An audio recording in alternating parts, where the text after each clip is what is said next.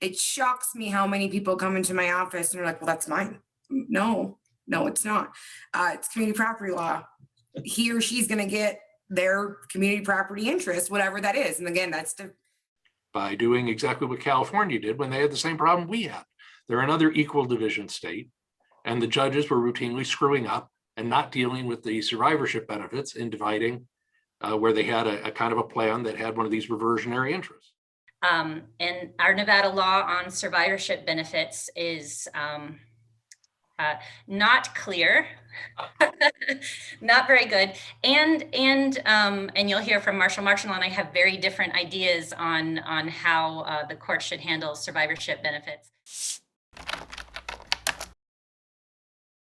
Alex here with the Perspectives panel on survivorship benefits. It's one of the more complicated things that can come up during a divorce, and it's also one of the more common ones. We have 3 different certified family law specialists coming on the panel, and those individuals are Marshal Willick of Willick Law Group, Emily McFarling of McFarling Law Group, and Andriea Aden of Aden Law.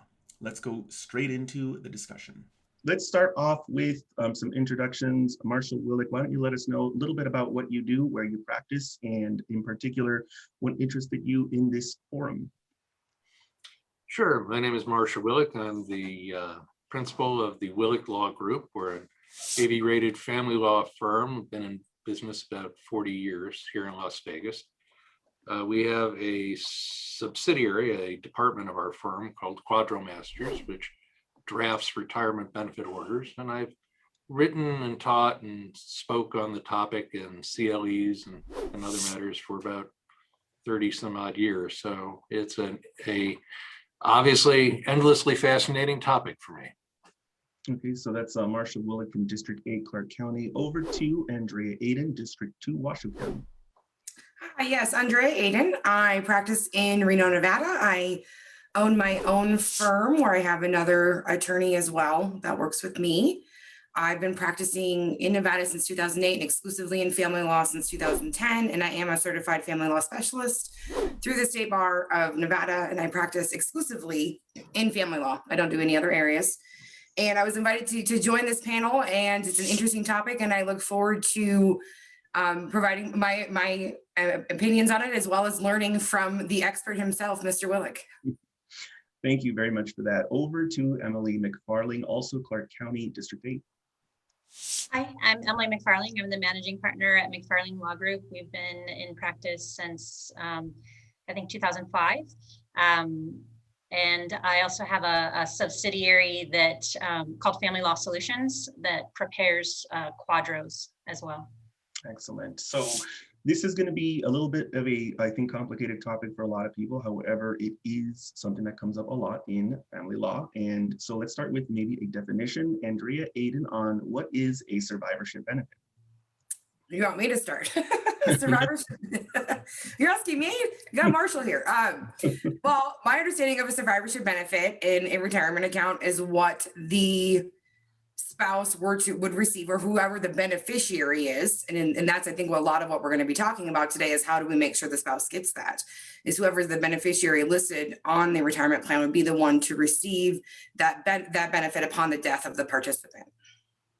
Okay, over to Emily. What is a survivorship benefit? So when a person has a retirement plan, upon retirement, most plans allow for certain options to be selected on what happens if the participant dies. And in a divorce, if you have a court order that is determining the division of that retirement plan, one element of it can include a requirement or some guidance on what survivorship option needs to be selected by the participant. And so the survivorship benefit is if the participant dies, is there a person who is going to get some type of benefit beyond the life of the participant? And different plans have different mechanisms for how they deal with that, how they deal with the death of a participant, and how they deal with the death of an alternate payee as well. So different plans can have different reasons for why you might need a survivor benefit or why it might be appropriate or inappropriate. Over to Marshal Willick. Well, there's not much to add. For the lay audience, as opposed to the attorneys, probably the easiest way of thinking about what a survivorship interest is to back up a little bit and think about what a pension is. A pension or retirement account comes in two basic flavors. There is a defined benefit type and a defined contribution type. And a defined contribution type is actually the easier one. Think of those like 401ks, IRAs, thrift savings plans, something out there in the universe with a cash balance. And for those sorts of retirement plans, a survivorship interest basically is who's the named beneficiary to receive the balance in case the person whose name is on the account dies. For a defined benefit plan, for those that don't do this, think of that like your classic pension plans. You turn 60, they give you a gold watch, they show you the door, and then every month after that, a check starts arriving in the mail. It's usually calculated some way by the years of service and the rank or salary or whatever that you had, and a monthly benefit arrives. For that, there's really two species of survivor benefits. One is what happens if the named person with the retirement dies, and the other is what happens if any alternate payee, as Emily said, a spouse or other survivor, if that person dies. So the question is, who gets any portion of the monthly payments that are coming in if somebody dies? Okay, so this one, we're going to go and start with Emily, and it comes down to, I guess, where it all starts, and maybe some of the bedrock principles on division of assets and community property. It's my understanding that apparently there is a difference between an equitable versus an equal distribution, that different states handle this differently.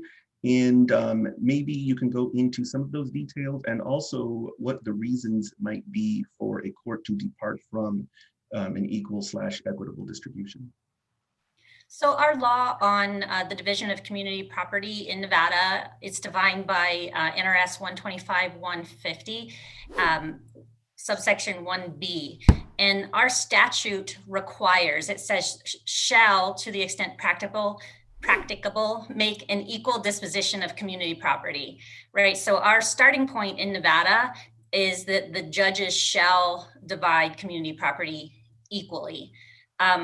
Now we then have, if there are compelling reasons, the court can make an unequal distribution. What does that mean?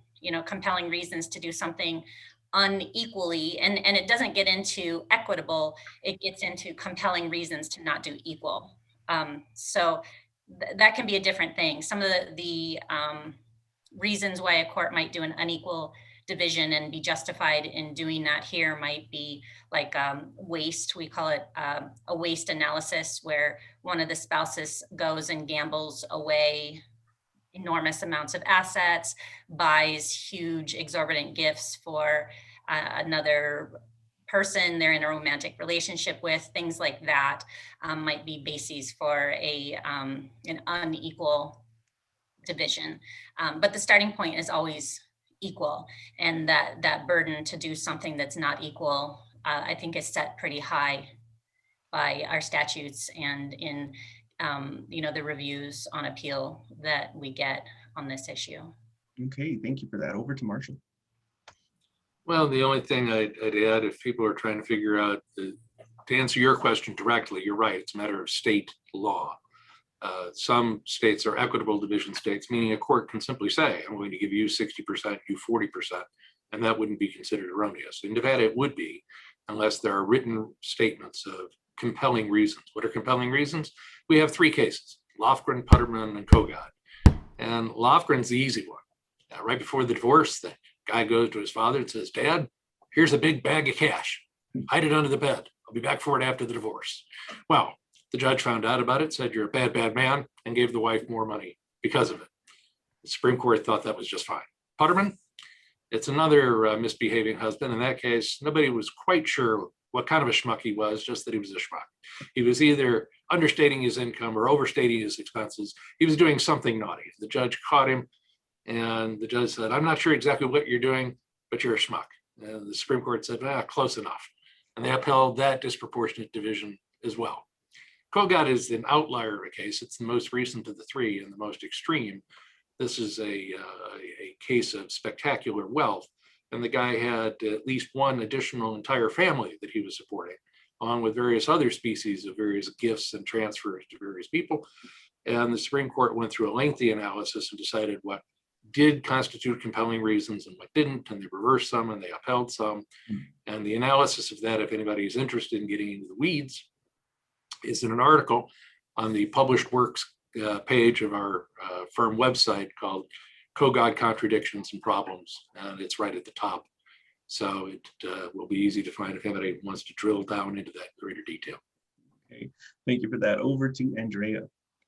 Yeah, so just to kind of add some additional points on the statute, using the word shall means that our courts have no discretion, that they are compelled to make an equal 50-50 division.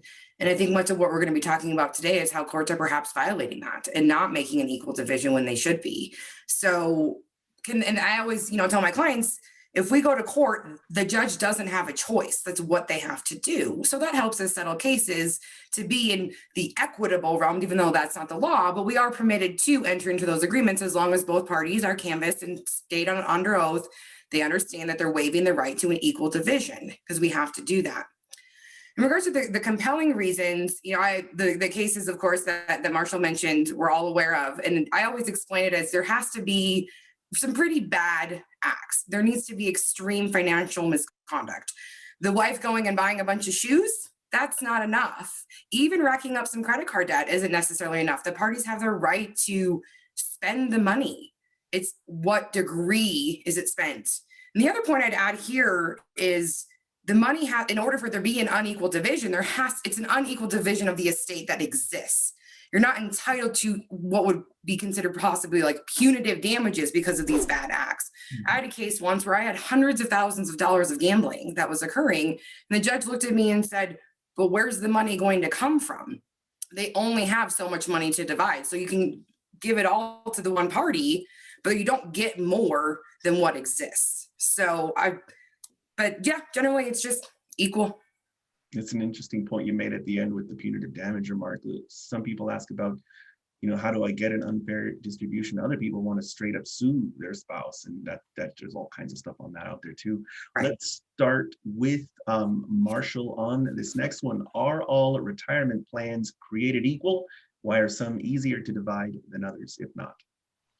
Sure, and well, start with the defined contribution, defined benefit thing. The easy things to divide are defined contribution plans because it's cash, and cash is easy to divide. If you get an account balance, it's really easy to carve it into two pieces. The problems come in with defined benefit plans, where you only have a monthly payment stream. And no, plans are not all equal. And that's where the courts, I think, have gotten confused over the years and why our case law is the mess that it is. Because there are lots and lots and lots of different kinds of plans, and they're all organized according to different kinds of rules. I can give a really quick history lesson. Private pension plans are governed by something called ERISA. It's a federal law called the Employee Retirement Income and Security Act of 1974, as modified by the REA in 1984. And it set up the world of what's known as quadros, qualified domestic relations orders. That is an easy kind of plan generally to divide because the courts were given the power to take a plan and basically tear it in half so that he has a pension plan and she has a pension plan, and his life or death doesn't affect hers and her life or death doesn't affect his. You can also create that same sort of arrangement through civil service, which is governed by a completely different set of rules and regulations. ERISA only covers private pension plans, but civil service is covered by different federal statutes, and the military is covered by completely different statutes, and every state government plan is covered by completely different statutes than those. And each one of these sets of rules sets up a different kind of plan. If you have a military plan or a state pension plan under our PERS system, you can't divide the pension into his and her parts. The only thing you can do is divide the payment stream. And that is an incredibly different setup. Because you can't do it, it creates an automatic survivorship interest in one spouse to the exclusion of the other. Mainly the participant has an automatic survivorship benefit in the spouse's life, because if she dies after the benefits are divided, her share of the benefit, presuming he was the retiree, her share of the benefit instantly ratchets back to him, and he gets his benefit and her benefit for the rest of his life. But if he dies first, she gets nothing unless there's a separate survivorship benefit. She doesn't get her piece, she doesn't get his piece, she doesn't get anything unless there's a survivorship benefit explicitly put into place. So no, they aren't all equal, and they're very different in structure. And I hope that pencil sketch helped. It did. Let's go over to Andriea for remarks. Yeah, just to kind of add, when I'm assessing a divorce case and we have retirement accounts, of course, I want to identify what's the type of the account, what's the type of account, and are we going to go about dividing this, and of course, assessing any sort of survivor benefits. And with the cash ones like 401ks and IRAs, those are definitely easier. You just have to make sure you properly define when the division date's going to be and deal with gains or losses and that kind of thing, especially, sometimes in the past year, we've had a very volatile market and things have changed. And I think the other thing that I always try to know, and I am always very clear that I do not give tax advice, but that my clients need to get tax advice from the appropriate CPA or whoever, tax attorney. But am I dealing with a Roth IRA, or is it, more traditional where we're, having to deal with the tax consequences, and we have to divide each retirement account separately? Because a lot of times they're like, well, let's just take it all from one account. But I'm like, that's not necessarily the same money. And a lot of times I think a big trap that people fall into as well is, well, let's use retirement accounts to offset a different asset. But that retirement account dollars aren't the same as other dollars. And then when you get into the defined benefit plan, that's like a pension, that's a whole different ballgame where you're dealing with potentially experts and actuaries if you want to figure out what the value is, and then dealing with the survivor benefits there. And a lot of problems that I run into is with PERS, for example, you can only have one beneficiary. So what if the participant was married for 10 years to one spouse, 10 years to another spouse? Who gets the survivor benefit? And then are we talking about a life insurance policy instead? There's no law on that right now. So that's kind of when identifying the different types, and no, all retirement plans are not created equal. And these are the kind of the issues I try to spot to make sure I address properly in any decree to try to, protect my client's interests. I'm starting to see why this is such a complicated issue. I kind of had no idea. We're not even all halfway through, but let's see what Emily has to add. There's not too much more to add because that was pretty comprehensive about the differences in different types of plans. The only piece really to add is that different plans may have different options for survivorship. So, you can't go in and pre-guess, what options are there going to be, because like Andriea said, PERS only allows one survivor. You might have a plan that will allow multiple survivors. You might have a plan that requires certain timing for election, or they're all different. And so the element of how do we handle a survivor benefit when you're dealing with one of these non-ERISA plans is, it's so dependent on every single specific plan that you would be dealing with. In Nevada, we might most commonly deal with a PERS plan or a military plan. Those are quite common, but you never know with all the people who travel, who move from states to state. There could be any number of other state plans or other non-ERISA plans that we would be dealing with here in a Nevada divorce as well. Okay, thank you. Very helpful. Let's go over to Andriea with, can a retirement plan ignore court orders? This is a concern that I have. I didn't think that this was possible, but maybe it is. Can a retirement plan ignore court orders requiring payments made to a spouse? And if so, how can a court get around the problem? Sure. And I actually had this issue come up in a case recently that involved an appeal, and we were able to resolve it. And it was specifically dealing with federal retirements. And when you have federal retirements, they necessarily don't care what a state court has to say. Of course, you can get the court orders done and do it the right way. In this particular case, we had to do, and those aren't quadros, those are court orders acceptable for processing, which are completely different when you're dealing with a federal military retirement, which is then when I call Marshal and go help. I don't know. But in that case, you have to do it how they want you to do it. And if you don't do it that way, they're not going to honor the order. And so in this particular case, we reached an agreement where there was a monthly amount to be paid each month. So how did I resolve that? Is that the spouse has to make that payment directly. That's the only way. So now I'm in a situation where I'm relying on that spouse to continue to make the payment every month, which is always difficult if they don't make the payment, where if you can do it through the plan administrator, you're always going to have that payment guaranteed. But it is something that to be aware of, or if your quadro gets kicked back or you need to fix it, there's also going to be, if they're already in payment, like a delay potentially and a loss of benefits for those months for the delay that you get from getting that order done. But it's definitely something to be aware of that can happen. Thank you. Over to Emily.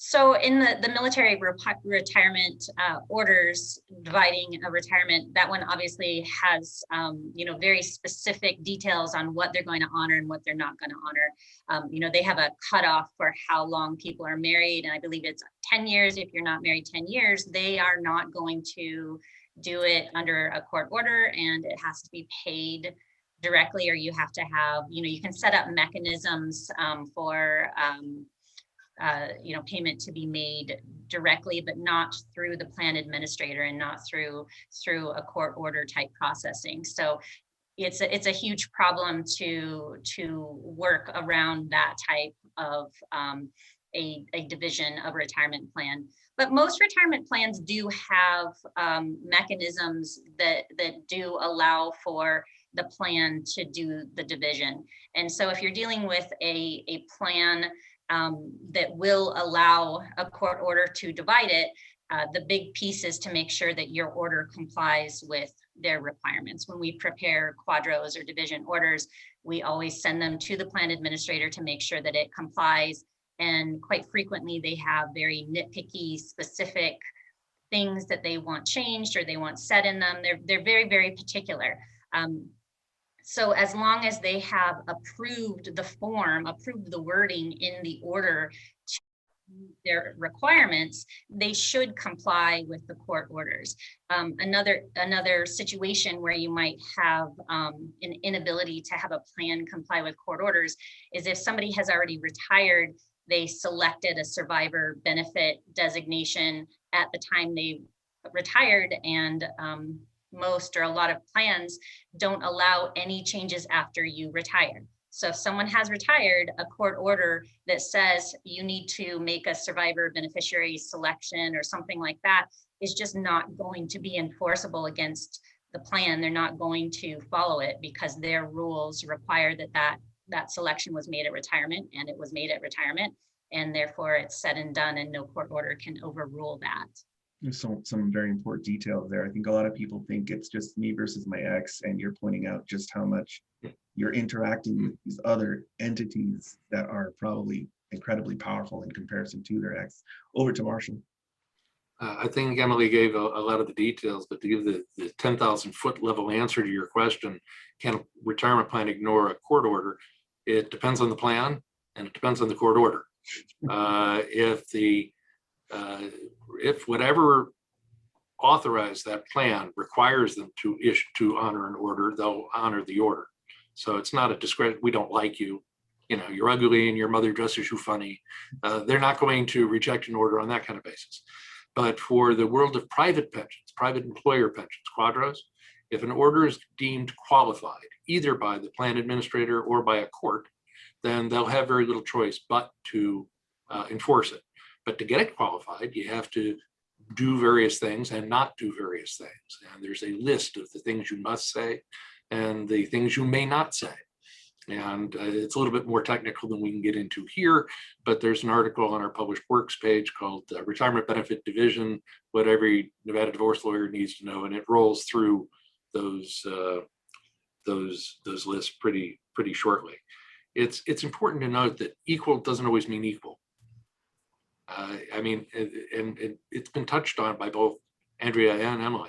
If you had, say, for those that don't know what a Roth plan is, a Roth is a non-tax deduction contribution. So you don't get a reduction in your income if you make a contribution to a Roth account, but it grows tax-free. And when you pull the money out, you don't pay taxes on the growth.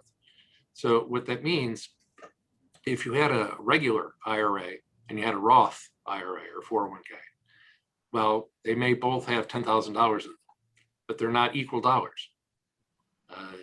You've got $10,070 dollars because you're going to pay 30 cents on the dollar on tax when you pull the money out, and you've got $10,001 dollars.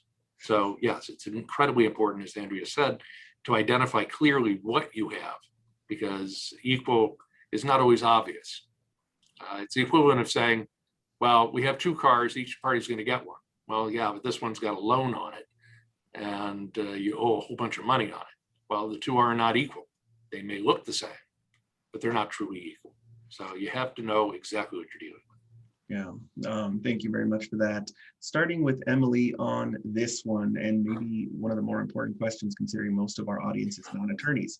Are pensions and survivorship benefits routinely divided? And if not, what does that mean for proper person litigants who probably don't understand the complexity of the issue?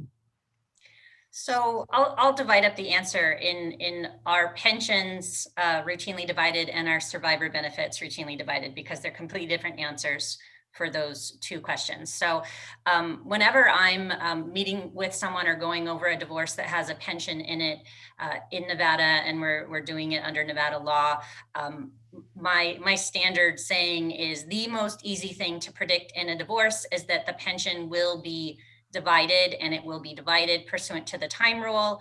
And that is just not something that someone should go into a divorce expecting won't happen, expecting that they can convince the judge to an unequal division or something that will change that. So in a divorce, if there's a pension, if there's no settlement and it results, the case goes through trial and the judge is making a decision on it, the retirement account should be divided, and it should be divided pursuant to what's called the time rule, which is a very specific calculation based on the dates the participant was earning on that retirement and the dates of marriage. And that's it. And it's very, very easy to predict, and it should always happen. I mean, there might be compelling reason situations, but if a court's going to do an unequal division in a divorce, I would guess the least likely thing to be touched would be the retirement plan. One of the reasons is it's the hardest thing to value or calculate in conjunction with other things. That is the most predictable thing to be divided in a divorce. Now, going to survivorship benefits, and our Nevada law on survivorship benefits is not clear, not very good, and you'll hear from Marshall and I have very different ideas on how the court should handle survivorship benefits as well. But we heard earlier from him about the ERISA plans. Each result in the participant and the alternative payee, the husband and the wife, each having their own separate interest in the retirement plan when it's divided in a divorce. In a situation like that, you do not need a survivor benefit in order to make them equal. They are already equal. So a court should never be awarding a survivor benefit in a situation like that, absent some compelling reason, or maybe both people are asking for it. To make it equal. But unless both people are asking or there's a compelling reason, there should never be a survivor benefit awarded in an ERISA plan. Now, when we get to the PERS plans, the military plans, and other plans that don't have that divided pension benefit, where if the participant dies, where if the alternate payee dies, that share goes back to the participant. In plans like that, there are situations where a survivor benefit being awarded might be appropriate. Now, in our law is that that community property in divorce should be divided equally. My understanding of the law, and we have quite a few cases on it in Nevada, that a survivor benefit is not something that a person is entitled to in a divorce. And from my understanding, the only time you would ever have a survivor benefit, and this is in a plan where you can only have one survivor beneficiary, right? So the survivor beneficiary is getting a complete interest in it. The only situation where a survivor beneficiary should be required is when the person who has earned on that retirement has earned it 100% during the marriage, right? Because in that situation, the alternate payee would be entitled to 50%, to an exact equal share of the pension. And if you have a situation like that, the person probably has already retired, right? Because if they're going to have an exact 50-50 interest in it, the retirement would have had to occur prior to the divorce itself. So I don't see any situation where the courts in Nevada should be requiring a survivor beneficiary to be selected, absent some kind of compelling situation. That might be one person might be, is very sick. There might be some factual situations that make it make sense to do a survivor beneficiary. But in any other divorce where the alternate payee share is less than 50% of the entire retirement benefit, if you award a survivor beneficiary to the alternate payee, they're going to end up with more than an equal disposition, because they're going to end up with the survivor beneficiary value of the participant who has more than a 50% interest in the retirement, and then it's not equal. So our law, it's not clear. Our judges are all over the map on what they do with survivor benefits. We don't have great case law in it that's absolutely definitive. We do not have a good statute on it. There's just not a lot of direction. And you get down into what would make a division equal when you're dealing with survivor benefits.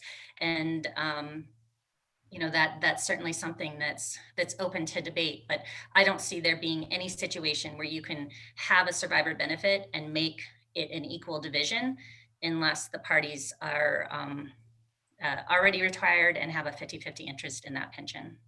Okay, over to Marshal Willick on that. Well, it's probably not a good thing to say, but I have to disagree with about 3/4 of that. First, you don't only want to have survivorship benefits where you have a 50-50 division. The question is not whether the division's 50-50. The question is whether each party's interest is secured.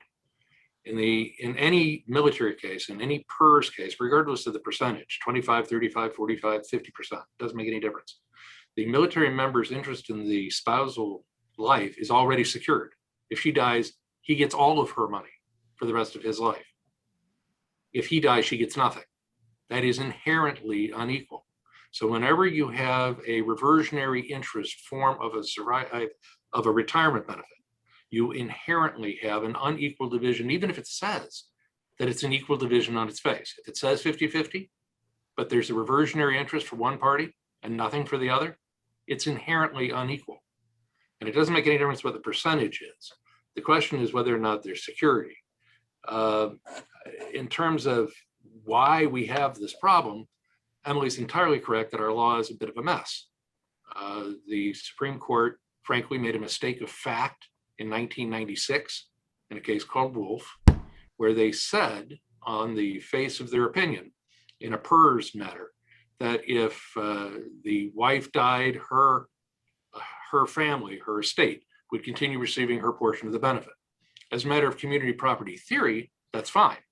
Problem is, it's false. It's not true. It's simply a wrong statement of fact. If she dies, he gets her money back. So there is a false statement of fact on the face of the Wolf opinion. And that false statement of fact led to a worse decision in 2014 in a case called Henson, where they started off the decision saying neither the employee nor the spouse has an automatic survivorship interest. Well, again, that's false. It's simply a not true statement. And on the basis of that false statement of fact, they made a bad statement of law, which was that the wife doesn't have an automatic right to have a survivorship benefit, which the husband already had. So their mistake of fact has led to a mistake of law. For anybody that wants to get into the weeds on this, if you go to our firm website and go to our publications tab, go to our newsletters, see volume 72. The Nevada Supreme Court fails to clean up its survivorship benefits mess again, was my last writing on this subject. It's also going to be in the next Nevada Family Law Report. But the short version is that, I'm sorry, one other quibble. Emily is entirely correct for an ERISA plan where the division, the divorce, occurs before retirement. But where the division occurs after retirement, as she indicated earlier, the survivorship benefit is locked and can't be modified. That's a case called Carmona from about 10 years ago. And because of that, it becomes, again, a matter of equalizing. And the court may have to, it frankly takes some work where you need to have lawyers do the work to make it a facially equal division actually equal. The only other thing that I'll suggest in terms of answering this question is that the time rule doesn't always apply. Remember, we talked about defined benefit and defined contribution plans. You never want to use a time rule, well, probably not, to divide a defined contribution plan. If you have because all they're doing is defining a percentage by time.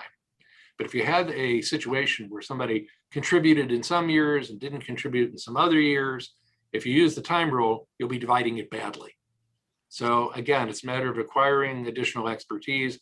And for anybody who's got a situation like that and they're saying, I don't know what the heck they're talking about, fine. They can consult with one of the experts in the field or have their attorney consult with one of the experts in the field. But they should find all that stuff out before the divorce, because often once the divorce is completed, it's too late to fix it. So you want to get this stuff straight before the divorce decree goes through. There's a lot more to it, but that's probably enough to be adequately scary for everybody, as it should be. And we have another big question after this, which I'm sure you'll have a lot to say on. But yeah, let's go over for Andriea for the wrap up. Yeah, I mean, two very interesting points and definitely have my wheels spinning. But first on the pension question, and I'll divide it up to yes, yes. To all of those listening, yes, your retirement is going to be divided. It shocks me how many people come into my office and are like, well, that's mine. No, it's not. It's community property law. He or she's going to get their community property interest, whatever that is. And again, that's depending on it's the defined benefit or the defined contribution. And one point here, like Emily had mentioned earlier about how the military won't divide, if somebody hasn't served for 10 years or they've been married for 10 years, that doesn't mean there's still not a community property interest that needs to be dealt with. And a lot of people don't understand that too. I hear that argument all as well is, well, I'm not vested. Well, that doesn't necessarily mean that you don't have an interest potentially there as well, just because you haven't been there long enough. So so on pensions and retirement accounts, yes, they're getting divided. Be prepared for it. And the survivor benefit, I would agree that on like ERISA plans that once it's divided, they've received their money and that should be it. It's to me no different than like an estate plan where that's a separate mechanism, how it's going to go. At that point, it's their money to then do with what they want. We're not dealing with a monthly payment contingent upon somebody's life. And so that's really where the rubber meets the road here is I struggle with interest being contingent on somebody else's life. Anytime I get the request for there to be a life insurance policy to secure an alimony or child support payment or even a retirement benefit, I struggle with that just in the nature of what we do. I mean, that's how Lifetime movies happen, I think, sometimes. But really, to Marshal's point, it is the security issue. So my response would be, I think it really comes down on a factual basis of each case. Is it equitable? And I know that's not the right word, or even equal, that let's say we have a case where the parties were married for 7 years in their early 20s and got divorced, and one of the parties works for the state. Should that alternate payee receive a survivor benefit? I don't think so. I don't know if that's fair. So how do we then define it and make sure that they're compensated? So I don't know what the answer is. I think that these are the questions that good attorneys need to know, and how to advocate for their clients, because the law's not clear. This is definitely, I think, where advocacy comes in. But I don't know if we're ever going to have a bright line rule on how this will work, where we know how to divide a house, what it's worth. Retirement plans are always, I think, just going to be tricky. Yeah. That goes into the final question that we have, which is basically on the 25-year error, as what I think Marshall referred to it as. So we'll start with Marshall on the 25-year error and how to fix the problem, the judicial versus a legislative approach. If you'd like to touch on both, you can also touch on both of those approaches. Sure. Well, springing off where Andrea left off, yeah, if you've got a small spousal interest, the point is not whether or not that should be the one single indivisible survivorship benefit. The point is, should that interest be secured? And the answer is that if his benefit is secured, her benefit should be secured. That's what equal means. Equal means equal. If he gets a benefit, she gets a benefit. If he suffers the cost, she suffers the cost. That's what the nature of equality is about. In terms of this 25 years that we've been trying to deal with the Wolf error, it's simply a mistake of fact. It's not a matter of debate. It's not a matter of decision. It's not, well, there's two sides or a gray area. It's just wrong. They made a mistake.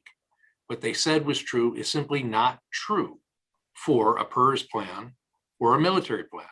It is true for an ERISA plan and for a civil service plan, but they didn't get down into that distinction. And the plan they were dealing with was PERS, where their statement of fact as to how the thing works is simply false. So we have drawn the attention of the Nevada Supreme Court for 25 years in various articles and writings, the fact where they made a mistake. And they've been given 4 chances so far to fix it, most recently about a year and a half ago. And they've declined to touch it and actually fix it ever since. And that brings us to your second question. If they just won't, and I can't tell you why they won't.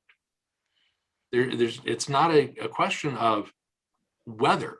They know, they must know, they should know that they were simply wrong, as a matter of fact. And they have the ability at any time to fix their prior case law if they make a mistake, and they should. They haven't. So can the legislature fix it? Yes.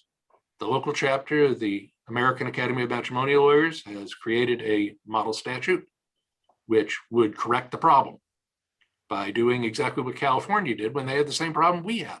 They're another equal division state, and the judges were routinely screwing up and not dealing with the survivorship benefits in dividing where they had a kind of a plan that had one of these reversionary interests. So the legislature made it really clear. Let me connect the dots for you. If A and B and C, this is what you do, D. And we have drafted basically an equivalent statute, but because nobody had a real iron in the fire, nobody was out to make any money on this thing. It would merely fix the law and correct an error. It didn't have any lobbyists, and therefore it didn't even get a hearing in the last legislature. That is a mistake that should be fixed, not for the benefit of any particular person, but for the benefit of everybody. And so we're going to need some legislator to take the initiative to actually do something for the general public good. And I know that may sound terribly naive when nobody is paying anybody to do it, but it should be done anyway. So if the Supreme Court won't fix it, the legislature should, and sooner rather than later. Because right now, in untold thousands of divorce cases across the state of Nevada, when judges think they are making a 50-50 division, they're not, because they are inherently giving a more valuable slice to one party than to the other, even if they're both labeled 50-50. And that should not be allowed to persist. It's directly contrary to our base property division statute, and it should be repaired as soon as possible. Thank you for those comments. I did notice this is the first time in my life I followed the legislature, and I was pretty troubled by what I noticed as well, which is it seems that the right thing to do isn't necessarily consistent with what kind of lobbying is behind something. That was just my first impression. Going over to Andriea. Yeah, I think the biggest issue here is self-represented litigants. I mean, this is a complicated issue even for attorneys. And under the current case law, if you don't include a survivor benefit in the decree, you don't get to come back and ask for it later as an unadjudicated asset. You have waived the right to ask for it. So is it then appropriate for the judge who's dealing with pro per litigants to raise that issue? Probably not. Is that getting into the realm of giving legal advice to self-represented litigants? The statute that was proposed would solve that problem, and that it's a statutory mandate that the courts have to address this issue.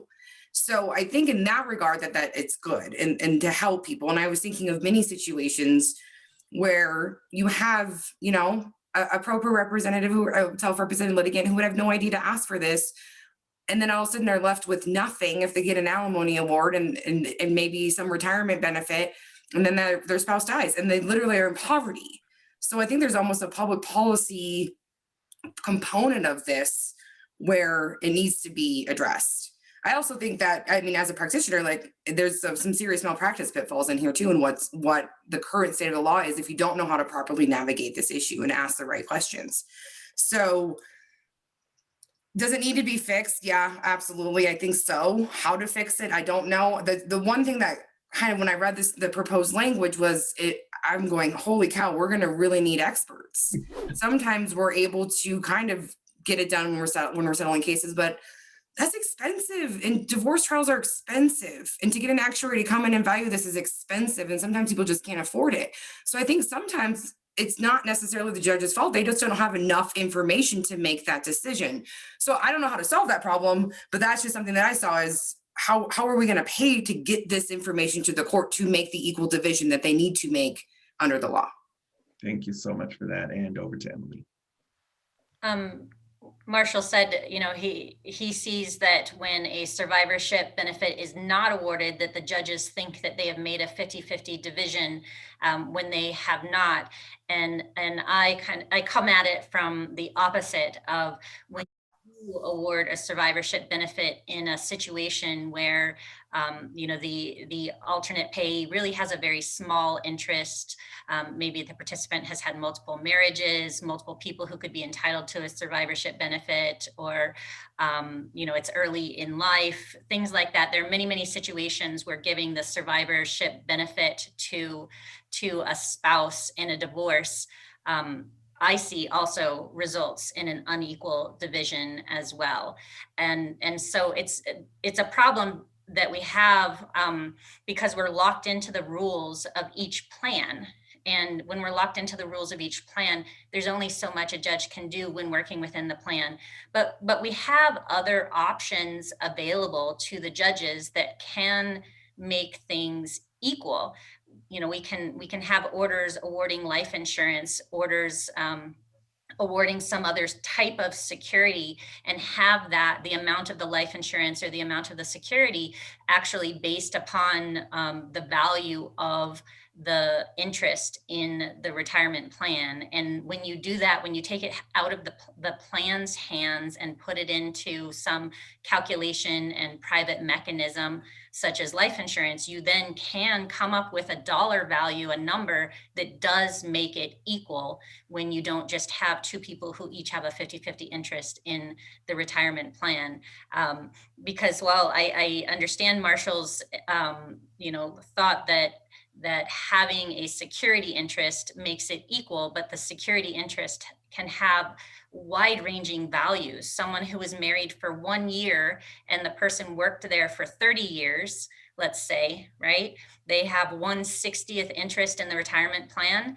Is it really equal or fair or anywhere in the ballpark of equal for someone who has a 1/60th interest in a retirement plan to have the entire survivorship benefit, right? And that's on one extreme, but most divorces we do are somewhere between that and 50-50. And so, certainly having legislation would be great. I was actively involved with Marshall in drafting the legislation through the American Academy of Matrimonial Lawyers. And, I think we had something that would really help give clear direction to the judges.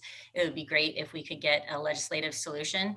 But, until that happens, it would be really nice if our courts could be a little clearer in giving actual direction in the case law. The current case on point is the Henson case that Marshall has referred to.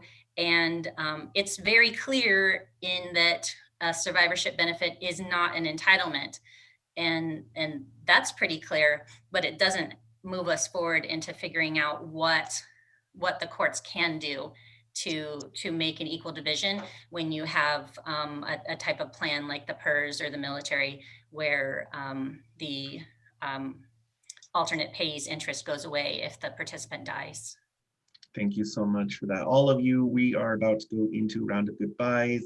Just wanted to mention that the viewers constantly email me appreciating these kinds of perspectives videos. Now we're doing perspectives panels, and those are even more popular because they can see all of you sort of working together on or engaging with each other on these topics. So again, really, really appreciate you coming on and doing this. Starting off with, let's start off with Andrea for goodbyes. Oh, yes. Well, thank you so much for hosting this panel, Alex. I always enjoy doing these. And Emily and Marshall, absolutely a pleasure. And I learned very much from you guys today. So thank you. Thank you. And then over to Emily. Thank you so much for having us. It's been great discussing this topic that is super important in divorces and affects a lot of people. Yeah, and then Marshall, go ahead. Thanks, Alex. I really appreciate the invitation, but this is really important to a lot of people. Almost always, the retirement benefits are the single most valuable asset in a marriage. And it's hard to overstate the importance of the subject that we're dealing with here. It's usually worth more than everything else put together, including the family home. I'll suggest that there are other resources. If people want to do some reading, they can go to our firm website, go to the military retirement page. There's calculators and information and various things. They go to the published works page and pull up some stuff there. Or if you've got a problem like this, don't be shy. Call one of the people that actually know something about it and ask questions. You will be happier with the rest of your life if you don't screw this up upon divorce, because it is an important issue. And you only get the one shot to get it right.